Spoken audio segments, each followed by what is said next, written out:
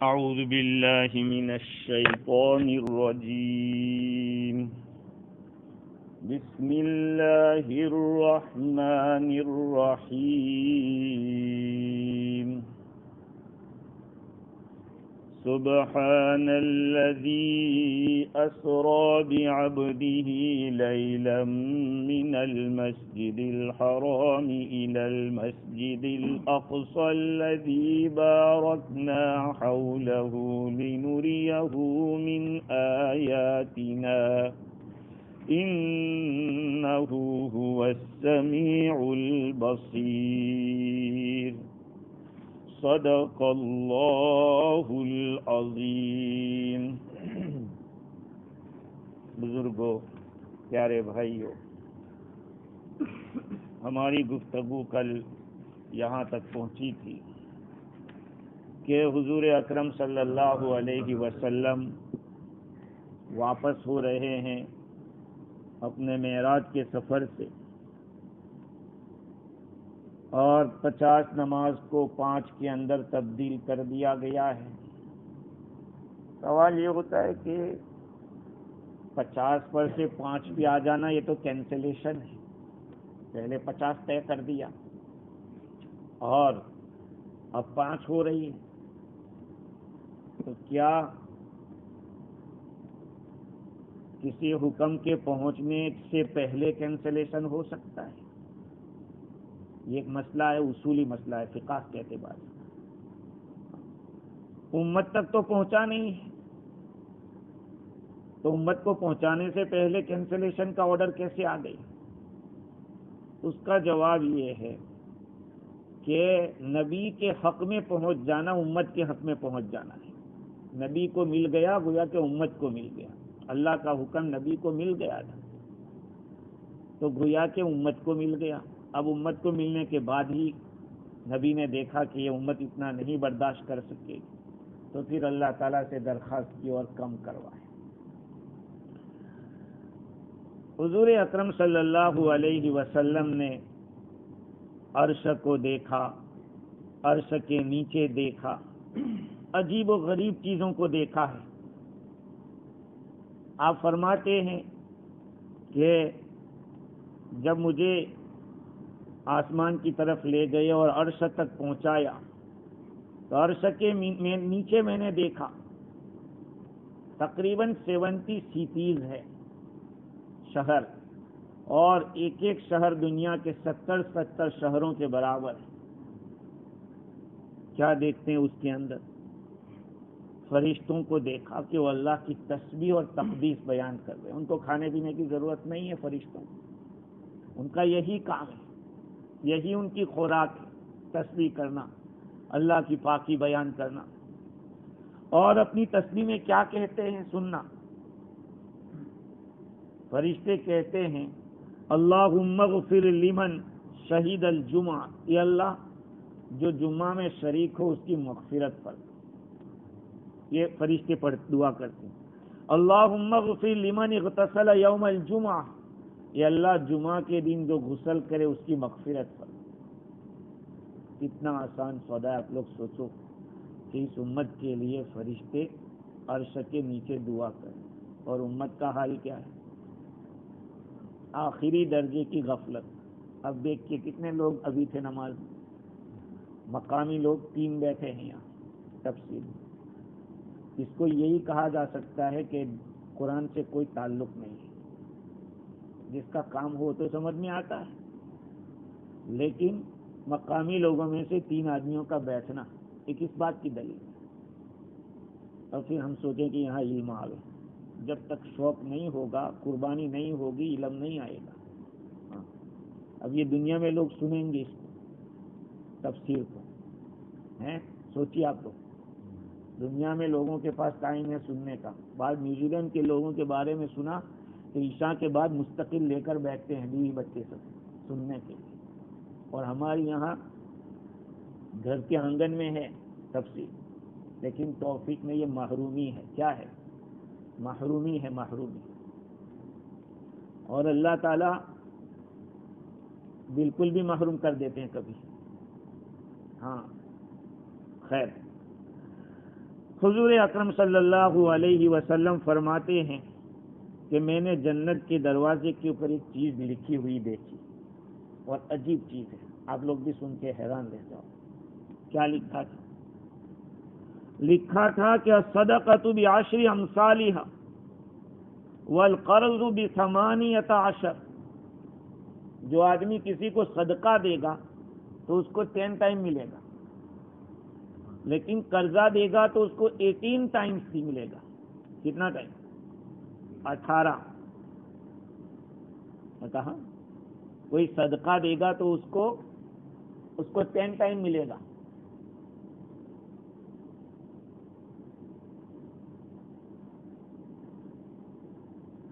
ہاں، اور قرض دے گا اس کو 18 مرتبہ زیادہ ملے گا۔ یہ بھی ایک سوال کی بات ہے کہ بھئی صدقے میں 10 دفعہ اور قرض کے اندر۔ حضور اکرم صلی اللہ علیہ وسلم فرماتے کہ میں نے جبریل سے پوچھا کہ جبریل، یہ قرض کا کیا معاملہ ہے کہ اس کے اندر اتنا بھاؤ بڑھ گیا، 18 مرتبہ ہو گیا، کہ وہ صدقے سے اتنا زیادہ افضل ہے؟ جبریل امین نے عرض کیا کہ فقیر جو مانگتا ہے اس کے پاس تو کچھ ہوتا ہے اور مانگتا ہے۔ آدمی قرض کب مانگے گا؟ اس کے پاس نہیں ہوگا تب مانگے گا۔ سمجھ رہے ہیں؟ تو آدمی کو قرض کی ضرورت کب پڑے؟ جب وہ اس کے پاس وہ چیز نہیں ہے، اسی لیے تو قرض لے رہا ہے۔ باقی ایسے عام حالت میں کون قرض لیتا ہے؟ جس کی گاڑی چل رہی ہو وہ کبھی قرض نہیں لیتا۔ قرض آدمی جب لیتا ہے تو جب ضرورت ہوتی، اور صدقہ لینے والے تو بہت سارے ایسے ہی مانگتے رہتے ہیں، کتنا پڑا ہو پھر بھی زکوٰۃ بھی لیتے رہتے ہیں۔ ہاں، تو فرمایا کہ صدقے کے لیے 10 ٹائمز اور قرض کے لیے 3۔ اب سوال یہ ہوتا ہے کہ 18 ہی کا عدد کیوں ہے؟ 18 کا عدد کیوں؟ 18 کا فگر کیوں ہے؟ اس کا جواب یہ ہے کہ بعض روایات میں یوں آیا ہے کہ 1 درہم کا قرضہ 2 درہم کے صدقے کے برابر۔ 1 درہم کا قرضہ 2 درہم کے صدقے کے برابر، اور 1 درہم کا صدقہ کتنا گنایا ابھی؟ 10 مرتبہ، تو 2 درہم کا صدقہ کتنا ہوگا؟ 20 ہوگا۔ لیکن جب قرضدار وہ 1 درہم کو واپس کرنے جائے گا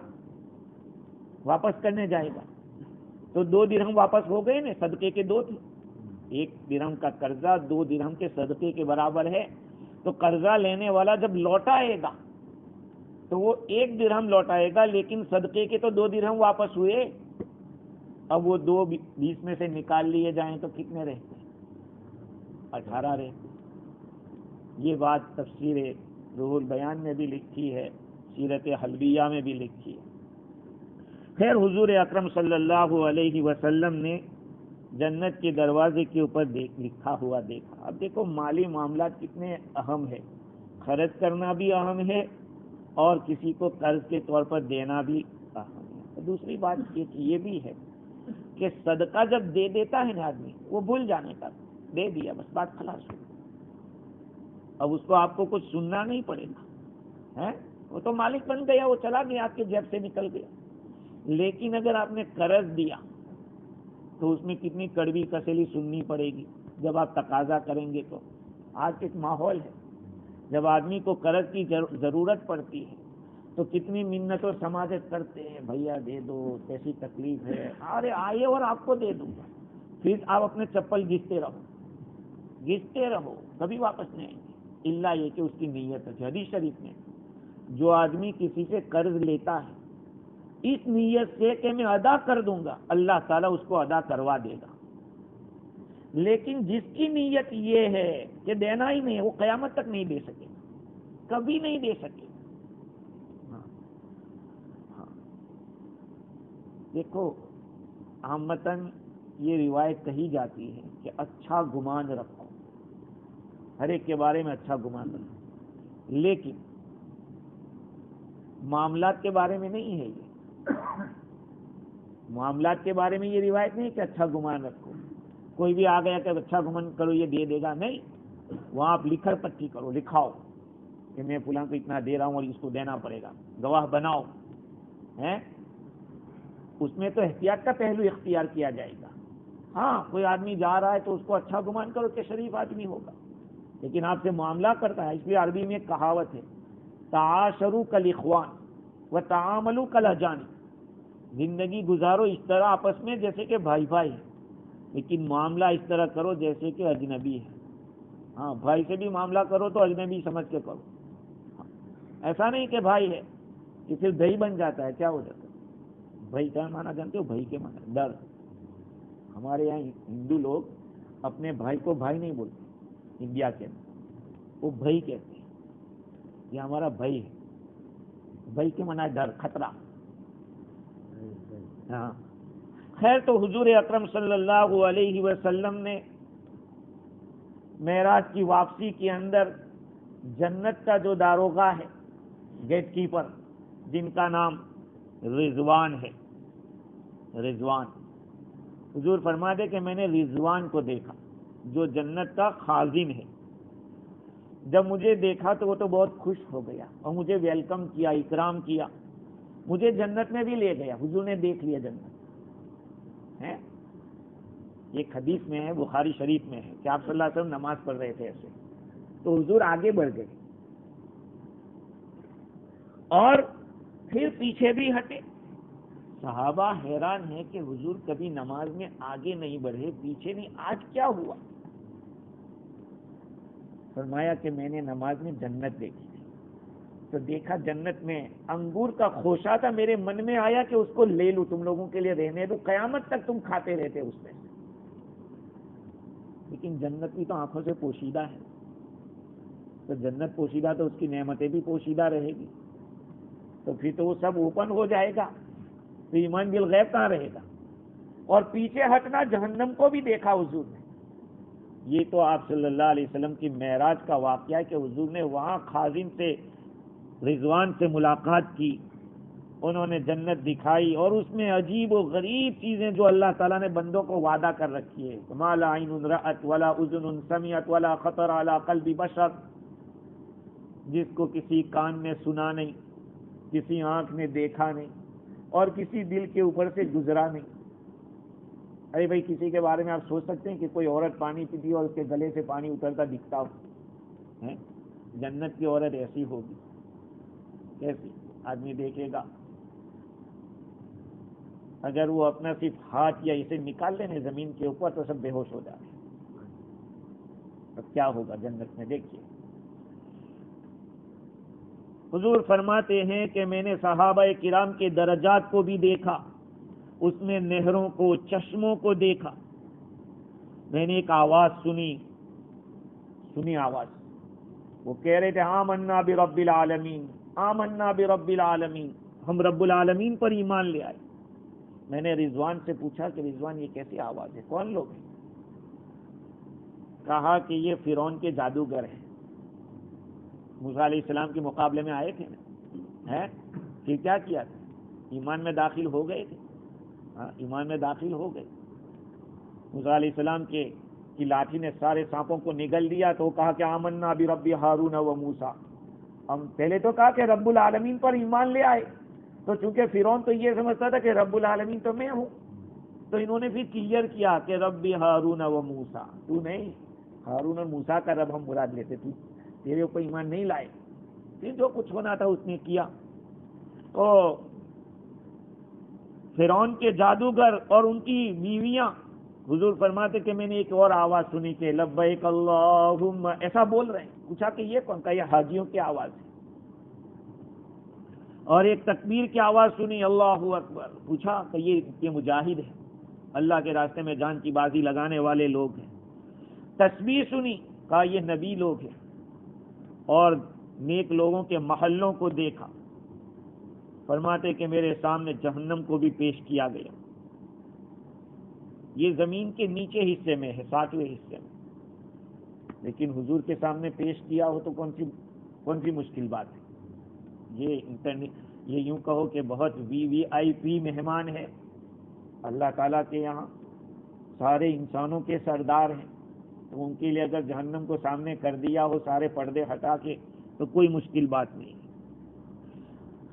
اس کے اوپر لکھا ہوا تھا وَإِنَّ جَهَنَّمَ لَمَوْعِدُهُمْ أَجْمَعِينَ, جہنم ان لوگوں تمام لوگوں کے وعدے کی جگہ ہے. حضور فرماتے ہیں کہ میں نے ایک فرشتے کو دیکھا, وہ مجھے سامنے تو آیا, میں نے اس کے چہرے پہ کوئی ہنسی نہیں دیکھی.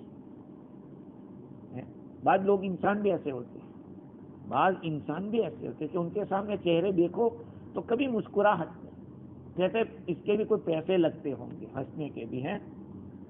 ارے بھائی, کھندا پیشانی سے ملنا صدقہ ہے. ایک مسلمان دوسرے مسلمان کو ہنستے چہرے, یہ میں نہیں کہتا کہ مذاق کرو یا کسی کو نیچا گراؤ, یہ نہیں, ہنستے چہرے سے ملنا یہ ایک صدقے کا ثواب ہے. حضور فرماتے ہیں کہ میں نے چہرہ دیکھا کہ اس کے چہرے پہ کوئی خوشی نہیں. میں نے جبریل سے پوچھا کہ یہ کون ہے؟ کہا یہ مالک ہے, جہنم کا داروغہ, جہنم کا گیٹ کیپر ہے. اب ظاہری بات ہے, جہاں جہنم میں اور عذاب ہے وہاں یہ بھی ایک عذاب ہے کہ وہاں کے لوگ رکے ہوئے چہرے سے بات کریں گے. آپ کسی جگہ ایسے باغ میں چلے جاؤ, وہ کوئی ایسا آدمی مل جاوے کہ جس کے چہرے کے اوپر جیسے غمگینی ہی کے آثار ہو, تو کہیں گے آپ کہ یار یہاں کہاں ہے ایسے باغ کے اندر کہ ساری چیزیں اچھی ہے, یہی ایک آدمی ایسا منہ چڑھا کے بیٹھا ہے کہ اس کو دیکھ کر ساری خوشیاں ختم ہو جائے. کا فرشتے کا چہرہ ایسا ہے کہ کوئی خوشی کی نام کی چیز نہیں. خیر, جبریل امین نے کہا کہ جب سے اللہ تعالیٰ نے اس کو پیدا کیا ہے اس وقت سے وہ ہنسا نہیں. اگر وہ کسی کے سامنے ہنس سکتا تھا تو آپ کے سامنے ہنس سکتا تھا.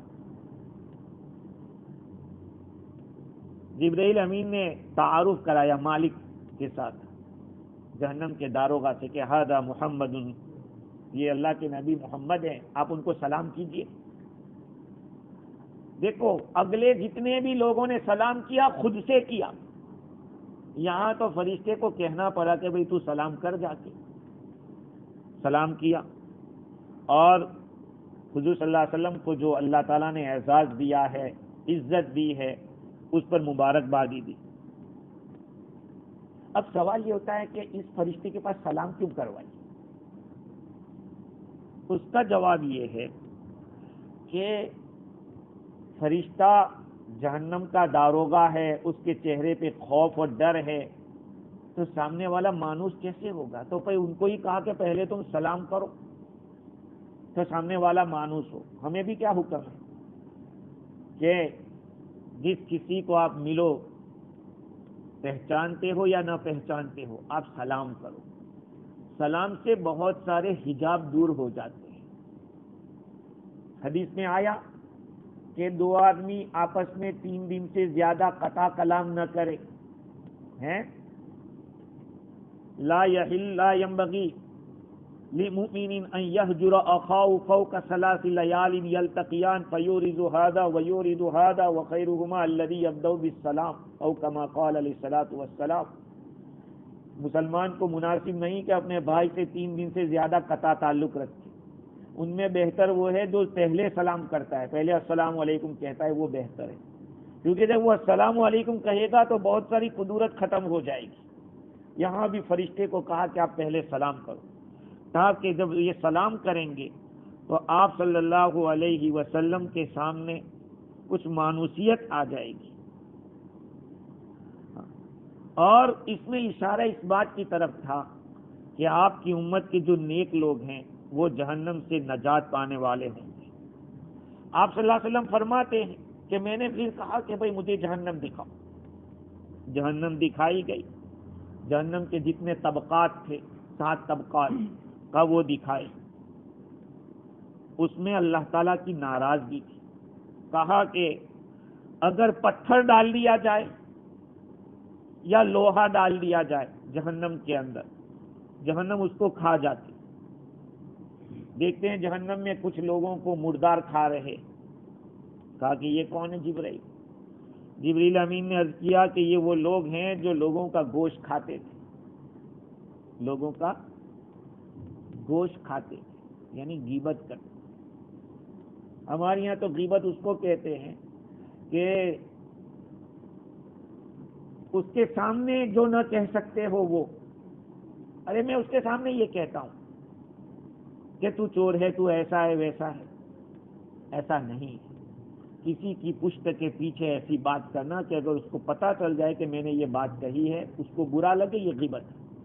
اب چاہے اس کے سامنے آپ بول سکتے ہو یا نہ بول سکتے ہو، بعض باتیں ایسی ہوتی ہے کہ ہم آپ کو کھل کے تو کہہ دیں تو آپ کہیں گے کہ آپ میرے سامنے بول دیتے مجھے برا نہیں لگتا، آپ نے میرے پیچھے کیوں بات کہی ہے؟ ایسا ہوتا ہے، تو اس سے مسئلہ ہلکا نہیں ہو جاتا۔ ہم لوگ اپنے گناہوں کو اپنے دل میں ہلکا بتلانے کے لیے اس طرح کی تعویلیں کرتے کہ یہ تو میں اس کے سامنے بول دوں، اگر کہو تو نہیں، آپ نے پیچھے بات کہی ہے، یہ غیبت ہے۔ حضور اکرم صلی اللہ علیہ وسلم فرماتے ہیں میں نے بعض لوگوں کو دیکھا کہ ان کی زبانیں کھینچی جا رہی ہے، پوری ایسے نکالی جا رہی ہے۔ کہا کہ یہ کون ہے؟ کہا یہ اللہ کی جھوٹی قسم کھانے والے، اللہ تعالیٰ کی جھوٹی قسمیں کھانے والے۔ عورتوں کی جماعت کو دیکھا کہ ان کو بالوں کے بل لٹکایا ہوا ہے، الٹا لٹکا ہے، بال کے ساتھ لٹکایا ہے۔ کہا یہ کون؟ کہا کہ میت پر رونے والی عورتیں، نوحہ کرنے والی۔ نوحہ جانتے ہو؟ نوحہ حرام ہے۔ ایک زمانے کے اندر عرب کے اندر کوئی گزر جاتا بڑا آدمی تو اس کے اوپر رونے کے لیے کرائے کی عورتیں ملتی تھی، اس کو پیسے دیے جاتے تھے کہ اتنے دن تم کو رونا ہے، لو یہ پیسے۔ وہ روتی تھی آ کے کہ ایسا تھا ویسا تھا، اس طرح کی بات۔ تو مسئلہ یہ ہے کہ اگر وہ اپنی زندگی میں اس کام سے خوش تھا تو اس کو عذاب ہوگا، یا اس نے وصیت کی تھی کہ میرے مرنے کے بعد روکھا سوکھا مت رکھنا، ذرا رونا پیٹنا رکھنا، اس کو عذاب ہوگا۔ ایک آدمی اپنی زندگی میں راضی نہیں تھا پھر بھی کر رہے ہیں تو اس کو اس کا عذاب نہیں ہوگا۔ مرنے والے کو بھی اس کی وجہ سے عذاب ہوتا ہے، کیونکہ یا تو وہ زندگی میں خوش تھا یا یہ کہ اس نے وصیت کی تھی۔ خلاصہ کلام یہ ہے کہ حضور نے جنت کو بھی دیکھا ہے، جہنم کو بھی دیکھا، اور یہ دونوں پیدا ہو چکی ہے۔ کیا جنت بھی تیار ہے اور جہنم بھی تیار ہے؟ بھئی جنت اور جہنم کو تیار کر کے کیوں رکھا ہے؟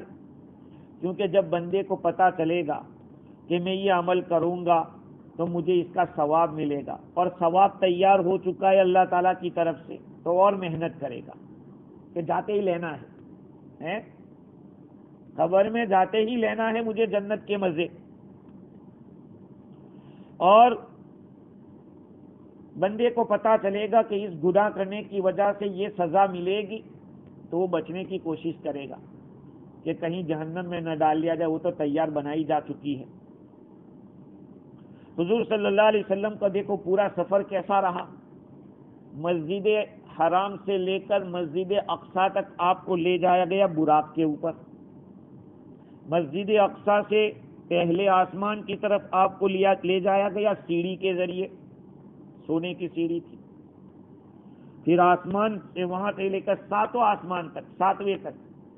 بعض روایات میں الگ الگ سیڑھیاں لکھی ہیں، اور بعض روایات میں فرشتوں کے پروں کے اوپر حضور کو لے جایا گیا، اور ساتویں آسمان سے سدرۃ المنتہا تک جبریل امین کے پر کے اوپر آپ کو پہنچایا گیا، اور وہاں سے عرش تک رف کے اوپر۔ ظاہری بات ہے کہ جب اس طرح سے گئے ہیں تو اتریں گے بھی اسی طرح سے، آپ صلی اللہ علیہ وسلم اسی طرح سے اترے بھی۔ پہلے آسمان کے اوپر جب اترے تو پہلے آسمان سے زمین کے اوپر نظر ڈالی کہ زمین کا کیا حال ہے، کیسی دکھتی ہے۔ بھئی چڑھنے کا منظر کچھ اور ہوتا ہے، اترنے کا منظر کچھ اور ہوتا ہے۔ تو آپ صلی اللہ علیہ وسلم نے پہلے آسمان سے دیکھا تو زمین پر ایسا دیکھا کہ سب برائیاں ہی برائیاں، آواز ہے، شور و شرابہ ہے۔ پوچھا کہ جبرائیل یہ کیا؟ کہ یہ سب شیاطین ہیں، شور کرتے ہیں تاکہ جو اللہ کو ماننے والے یا اللہ کے جو بندے ہیں وہ ان علامتوں کو دیکھ کر سبق نہ حاصل کر لیں۔ حضرت انسان کی آنکھوں کے اوپر یہ لوگ پردہ ڈال دیتے ہیں تاکہ ایسی علامتوں کو دیکھ نہ سکے اور اللہ تعالیٰ کی قدرت کے اندر غور و فکر نہ کر سکے۔ اگر یہ چیز نہ ہوتی تو بندے اللہ کی عجیب چیزوں عجائبات کو دیکھتے۔ خیر حضور صلی اللہ علیہ وسلم مسجد اقصیٰ کی طرف اتر گئے، اترنے کے بعد براق ہی کے اوپر مکہ مکرمہ کی طرف متوجہ ہوئے، یہاں تک کہ آپ صلی اللہ علیہ وسلم حرم کے اندر پہنچ گئے۔ کتنی دیر لگی بھائی؟ ہم کو بیان کرتے ہوئے کئی گھنٹے لگ گئے، کیونکہ یہ بیان تقریباً 7 ہفتے جمعہ کے اندر چلے، اس لیے 5 گھنٹے کم از کم سمجھ لو، بیان کرتے کرتے 5 گھنٹے لگے۔ لیکن میرے اور آپ کے آقا سرکار دو عالم صلی اللہ علیہ وسلم جب معراج کر کے تشریف لائے ہیں تو کہتے ہیں کہ 3 ساعت یا 4 ساعت، 4 منٹ یا 3 منٹ کہو یا کچھ گھڑی لگی، مطلب یہ ہے۔ بلکہ بعض محدثین نے تو یہاں تک لکھا، مفسرین نے، کہ آپ جس لوٹے سے پانی پی کر گئے ہوں گے وہ لوٹا بھی پانی اس کا ٹپک رہا تھا، جیسے ہل رہا تھا، یوں کہو وہ لوٹا ہل رہا تھا۔ آپ کہو کہ کیا سی بات کر رہے ہو، کبھی ہو سکتا ہے ایسا؟ ارے کیوں نہیں ہو سکتا؟ آپ سوچو کہ دماغ کے اندر ابھی میں یہاں بیٹھا ہوں، بیٹھے بیٹھے پوری دنیا کو سوچ لوں، سوچ سکتے ہیں کہ نہیں؟ تو جو چیز ہم دماغ سے سوچ سکتے ہیں وہ خدا ظاہر میں کیوں نہ کرے اپنے حبیب کے لیے؟ ہمارا سوچنا، خدا کا کرنا۔ ہم جس چیز کو اپنے دماغ سے سوچ رہے ہیں کہ اتنے، دیکھو یہ نیوزی لینڈ، یہ آسٹریلیا، یہ سب جہاں گھوم کے آیا ہوں، یہ سب تھوڑی دیر میں میرے خیال میں آ گیا، اتنا تو میں جا نہیں سکتا، آ نہیں سکتا۔ لیکن اگر یہ اللہ تعالیٰ اپنے حبیب کے لیے یہ ساری چیزیں مقدر کر دے اور تھوڑے وقت میں جا کے آ جائے تو میرے اور آپ کو کون سی تکلیف ہو جاتی؟ اچھا، اتنا تیز سفر تھا حضور کا۔ جب آپ صلی اللہ علیہ وسلم آ چکے اور آپ نے سوچا کہ میں لوگوں کے سامنے بیان کروں، تو ام ہانی رضی اللہ تعالی عنہا نے منع کیا۔ ام ہانی منع کر رہی ہے۔ وہ کون ہے؟ حضرت علی رضی اللہ تعالیٰ عنہ کی بہن ہے، حضور کی چچیری بہن ہو۔ حضور نے فرمایا کہ میں چاہتا ہوں کہ قریش کے پاس جاؤں اور میں کہوں کہ میرا یہ سفر ہوا۔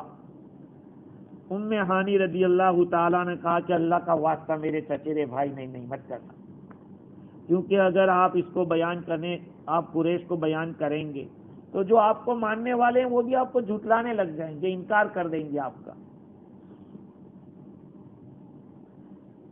لیکن جب صبح ہوئی نے، حضرت ام ہانی حضور کی چادر سے لٹک گئی، کہا کہ بالکل نہیں، آپ مت جاؤ، مت کہو۔ اب ظاہری بات ہے کہ جس کی نبوت کی دلیل ہے، یہ تو اللہ کے نبی کی نبوت کی دلیل ہے بہت بڑی، آپ کیسے اس کو چھپائیں گے یا منع کریں گے؟ آپ صلی اللہ علیہ وسلم نے فرمایا کہ نہیں، میں قریش کی جماعت کے پاس جا کے کہوں گا۔ آپ صلی اللہ علیہ وسلم نے اپنی چادر کھینچ لی ام ہانی سے اور آپ گئے، حتیم کے اندر گئے۔ حتیم جانتے ہو ہے؟ کعبہ کے پاس ایک چھوٹا حصہ ایسا ایک رہ گیا ہے جس کو کعبہ میں شامل نہیں کیا، کیونکہ قریش کے پاس حلال روزی اتنی تھی نہیں، اس لیے تھوڑا چھوڑ دیا حصہ۔ یہ میرے اور آپ کے اوپر اللہ کا احسان ہے، کیونکہ کعبہ میں ہم اندر تو جا نہیں سکتے تھے، ہم کہاں بادشاہ ہیں کہ ہم کو جانے دیں گے، لیکن یہاں آپ جاؤ گے تو آپ گویا کے اندر جا کے آئے، یہ اندر ہی کا حصہ ہے، یہ اللہ کا ایک احسان ہے اس امت کے اوپر۔ خیر، آپ صلی اللہ علیہ وسلم تشریف لے گئے۔ وہاں پہ قریش کے بڑے گرو لوگ تھے، مطعم بن عدی، ابو جہل ابن ہشام، ولید ابن مغیرہ، یہ بڑے بڑے دشمن تھے۔ آپ صلی اللہ علیہ وسلم نے کیا فرمایا؟ انی صلیت العشاء فی ھذا المسجد، میں نے اس مسجد کے اندر رات کو عشاء کی نماز پڑھی، آج رات کی عشاء کی نماز میں نے اس مسجد کے اندر پڑھی، اور پڑھنے کے بعد میں فجر میں بھی یہاں رہا، لیکن آج کی رات کے اس حصے کے اندر میں مسجد اقصی اور مسجد اقصی سے آگے جا کے آیا۔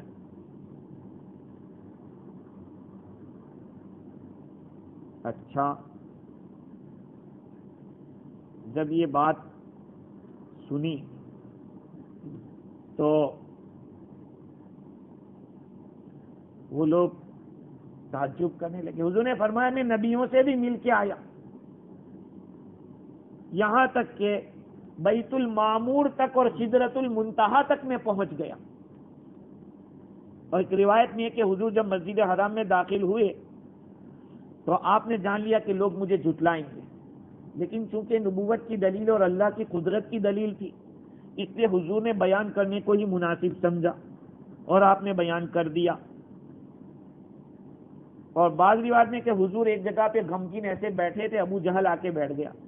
کہا کیا بات ہے, کچھ ہوا؟ مذاق کرتے ہوئے اس نے پوچھا کہ کیا بات ہے کچھ.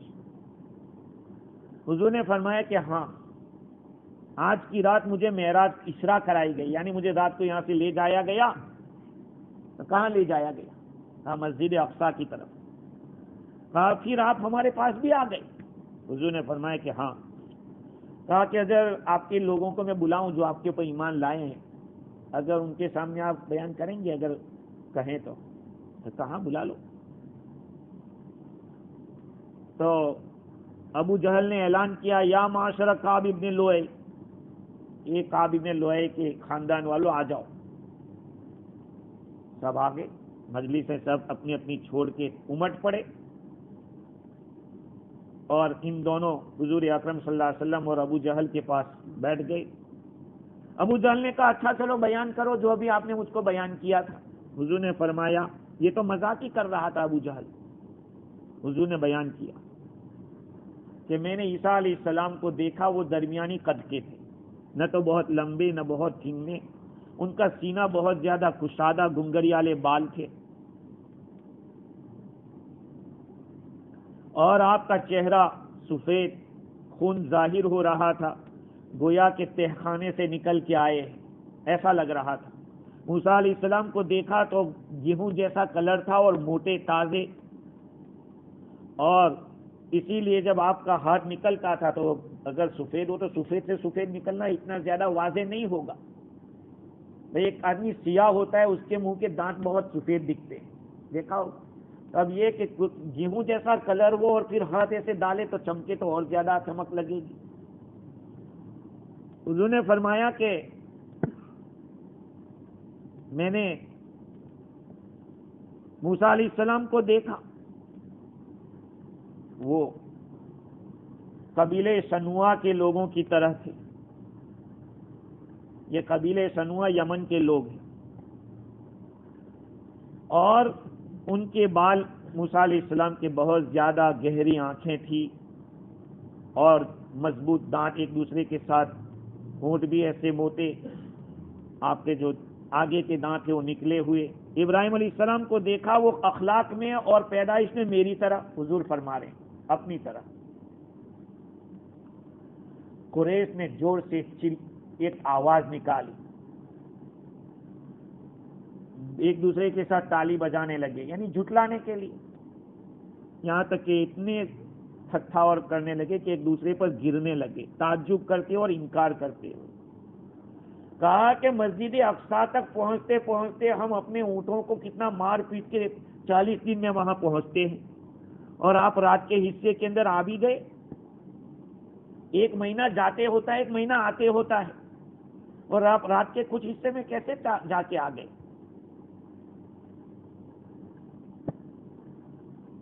اور اپنے بتوں کی قسم کھا کے کہنے لگے کہ ہم آپ کی بات کو نہیں مانیں گے.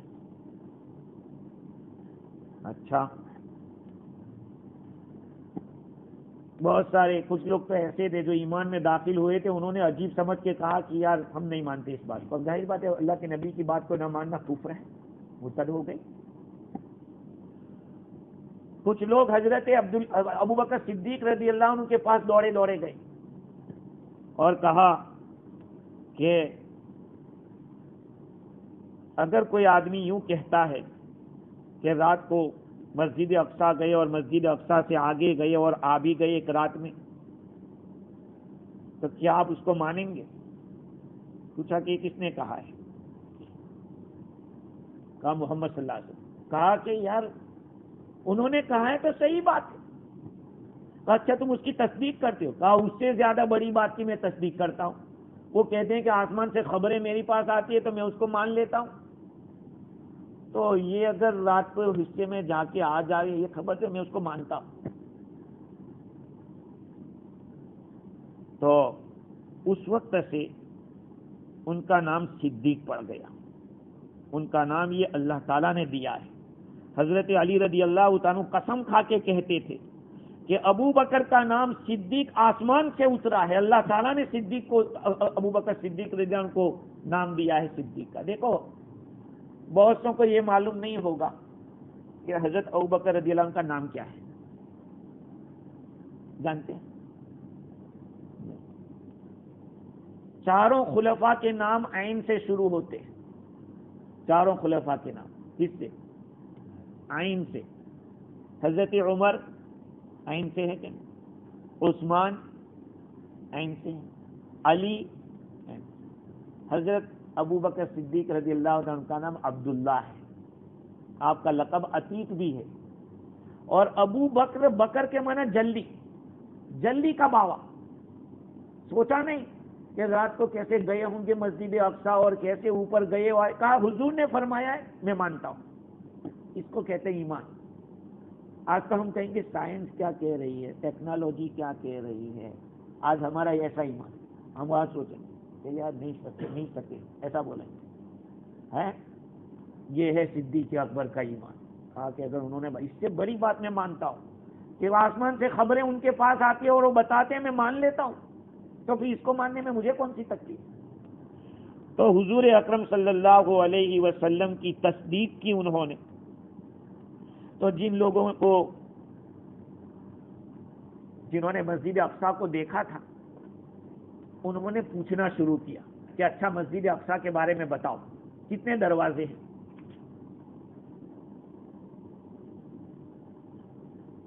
کون گننے گیا ہے؟ حضور اکرم صلی اللہ علیہ وسلم فرماتے ہیں کہ مجھے اتنی گھبراہٹ ہوئی کہ کبھی مجھے ایسے اس معاملے میں کوئی کسی سوال پہ گھبراہٹ نہیں ہوئی، کیونکہ یہ لوگ تو پوچھ رہے ہیں کہ مسجد اقصی کا فلاں حصہ کدھر ہے، فلاں حصہ کدھر ہے. اللہ تعالیٰ نے حضور کے سامنے ایسے پوری مسجد اقصی کو رکھ دیا. لیکن یہاں ایک سوال ہے، بہت اہم سوال ہے. وہ سوال کیا ہے؟ اس وقت مسجد اقصی کہاں بنی ہوئی تھی؟ ٹوٹی ہوئی تھی. مسجد اقصی کو آگے چل کے بات آ رہی ہے، بخت نصر نے اور روم کے بادشاہ نے توڑ ڈالا تھا. یہ ایک زمانے تک ٹوٹی ہوئی رہی ہے مسجد. حضرت عمر رضی اللہ عنہ کے زمانے میں پھر اس کو بنایا گیا، اس کو ٹھیک کیا گیا. تو بعض علماء اس کا جواب دیتے ہیں کہ وہ جگہ چھوڑ کے انہوں نے بازو میں کچھ مسجد جیسی بنا رکھی تھی.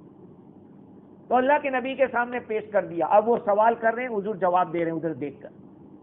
جتنے بھی سوال تھے وہ سارے سوالوں کے جواب پورے ہوئے. اب انہوں نے کہا کہ چلو ٹھیک ہے. دیکھو انہوں نے معراج کا نہیں پوچھا کہ آپ پہلے آسمان پر کیا دیکھ کر آئے، دوسرے آسمان پہ، کیونکہ وہاں کون دیکھنے گیا ہے. یہ لوگ مسجد اقصی انہوں نے دیکھی تھی. تو جیسے کوئی آدمی سوا جا کے آیا ہو تو اس کو وہ کہے کہ بھائی میں سوا جا کے، کہیں گے کہ کون سے راستے سے گئے تھے؟ کہا فلاں راستے سے. کہا کہ فلاں جگہ پہ فلاں پولیس چوکی ملی تھی آپ کو ہے. یہاں تو سوال ہو سکتے ہیں، لیکن جہاں گئے نہیں، اس لیے آسمان کا کچھ نہیں پوچھا، زمین کا پوچھا. اور حضور نے سارے جواب دیے. کہا کہ نہیں، اللہ کے نبی نے ان کو بعد میں پروف دیے کہ فلانا قافلہ فلاں جگہ تھا، وہ اس وقت یہاں پہنچے گا، اور فلاں قافلے کے اندر ہم نے پانی پیا تھا. اب سوال یہ ہے کہ حضور نے ان کے یہاں پانی پیا بغیر اجازت کے پیا؟ عرب کے یہاں دودھ اور پانی بغیر اجازت کے لے سکتے تھے. یہ عربوں کا پہلے رواج تھا کہ وہاں پانی آپ کو پینا یا دودھ پینا ہے، کسی کے جانور کو دو کے کوئی بات یہاں پی سکتے ہیں. ہاں اجازت تھی. اسی لیے آپ ہجرت کے واقعے میں بھی حضور کے سامنے بکریاں پیش کی گئی اور دھویا گیا اور حضور کو پلایا گیا. خیر یہاں سے اپنی بات کو باقی رکھتے ہیں، کل انشاءاللہ آگے بڑھیں گے. اللہ تعالیٰ مجھے اور آپ کو حضور صلی اللہ علیہ وسلم کے ساتھ سچی محبت عطا فرماوے، عقیدت نصیب فرماوے، ہمارے ایمان کو اللہ درست فرماوے. وآخر دعوانا